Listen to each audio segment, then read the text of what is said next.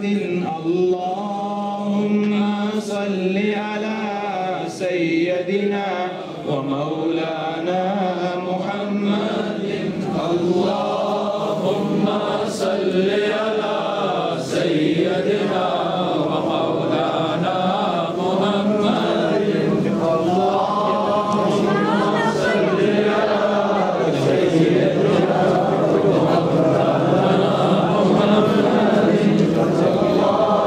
اللهم صل على سيدنا ومولانا محمد اللهم صل على سيدنا ومولانا محمد اللهم صل على سيدنا ومولانا محمد.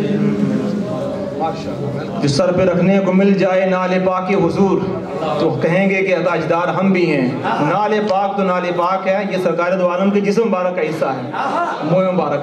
ہم کتنا خوش نصیب ہیں کہ سرکار دو عالم کے منہ مبارک کے سائے میں ہم میلاد النبی منا رہے ہیں. اللہ تشریف رکھیں ہم.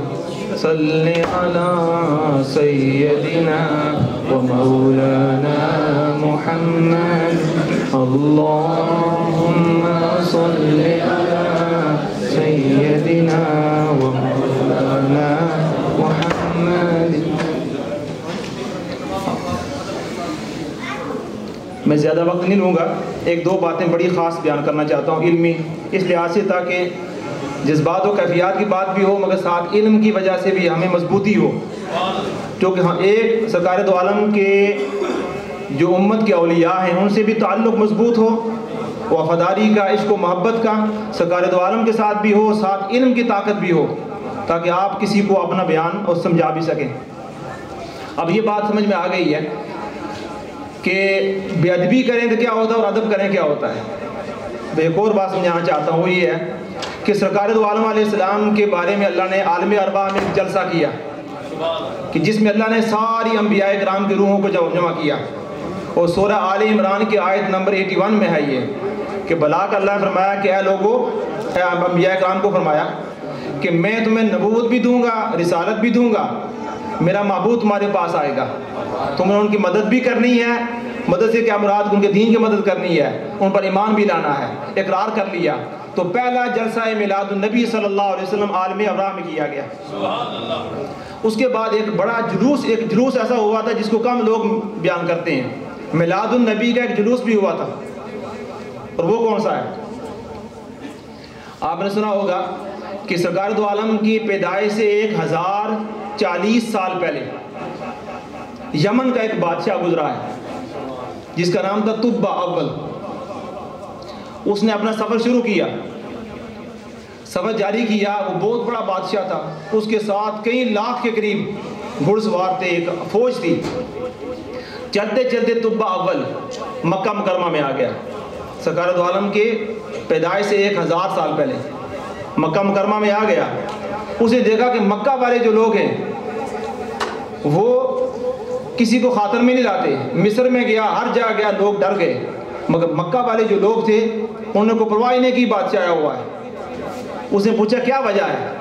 تو لوگوں نے کہا کہ اس کے وزیر نے کہا کہ یہ جو لوگ ہیں مکہ والے یہ پرواہ کسی کی نہیں کرتے. کیوں؟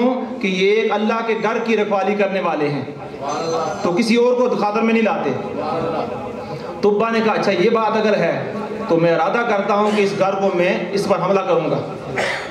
طبہ اول نے جو ہی اس نے یہ نیت کی اسی وقت کیا ہوا، اس کو کہ ایسی سر درد شروع ہوا، ہیڈ ایک، کہ اس کے منہ سے پانی آنا شروع ہو گیا، آنکھوں سے پانی آنا شروع ہو گیا، بیماری کی انتہا ہو گئی.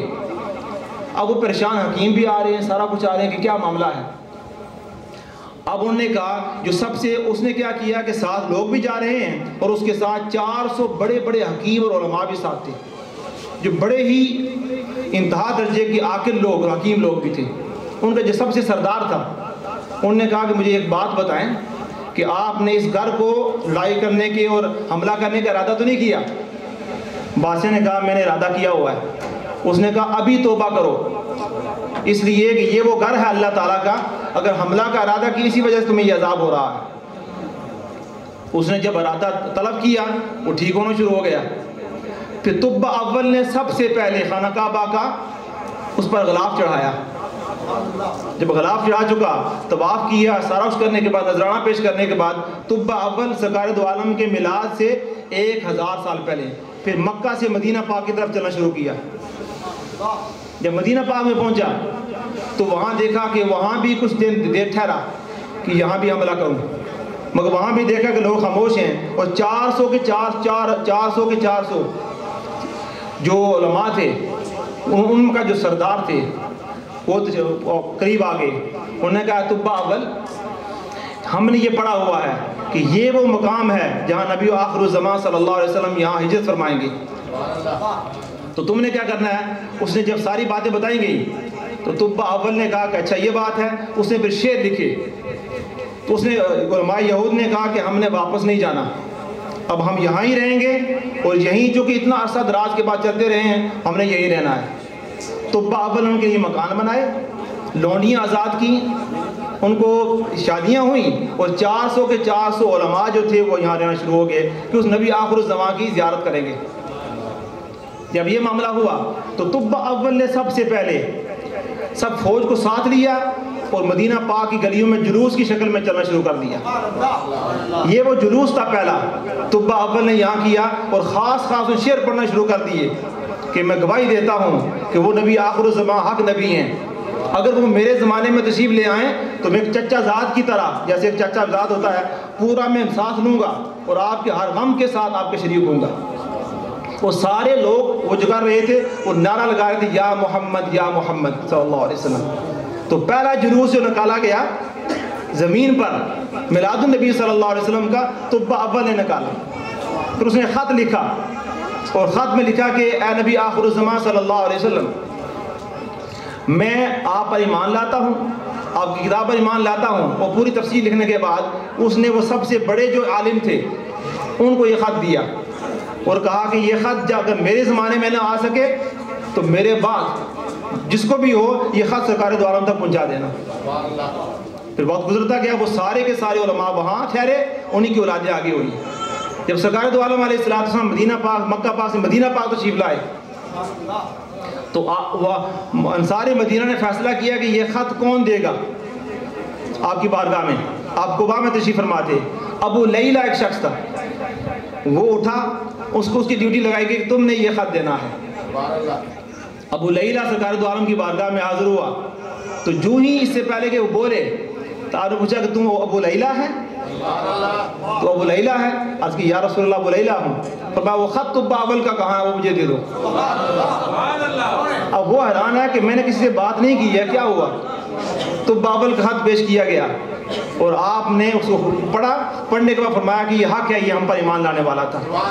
تو اس سارے واقعے سے پتہ کیا چلا کہ ایک جلوس میلاد النبی کا نکالنے والے طب اول وہ شخص تھا کہ جس نے مدینہ پاک کی گلیوں میں چل چل کر سرکار دو عالم کی آمد کا جلوس نکالا تھا، اور یا محمد صلی اللہ علیہ وسلم کے اور شعروں کے ناطے وہ سارا کچھ کیا تھا۔ تو بتانے کا مقصد یہ ہے کہ اللہ تعالیٰ جو بھی عمل کیا جائے جس سے سرکار دو عالم علیہ السلام کی ذات کے ساتھ تعلق محبت ہو، اس کی بات ہی اور ہوتی ہے۔ جو معاملہ بنے گا وہ سرکار کی ذات کی وجہ سے بنے گا، اور جو معاملہ بگڑے گا وہ سرکار دو عالم کی ذات سے بگڑے گا۔ قبر میں چلے جائیں آپ کا معاملہ سرکار کے جواب دیں گے، آپ کی پہچان کا تو معاملہ ہوگا۔ قیامت کے میدان سے ہم بات ختم کرتے ہیں، میدان قیامت ہوگا، ساری میدان معاشر کی دنیا ہوگی، اور سب لوگ کہیں گے کس کے پاس جائیں؟ اللہ تعالیٰ کی بارگاہ ہوگی، اس وقت سب کہیں گے کسی نبی کے پاس جاتے ہیں، تو سارے میدان معاشر کے لوگ آدم علیہ السلام کے پاس چلے آئیں گے۔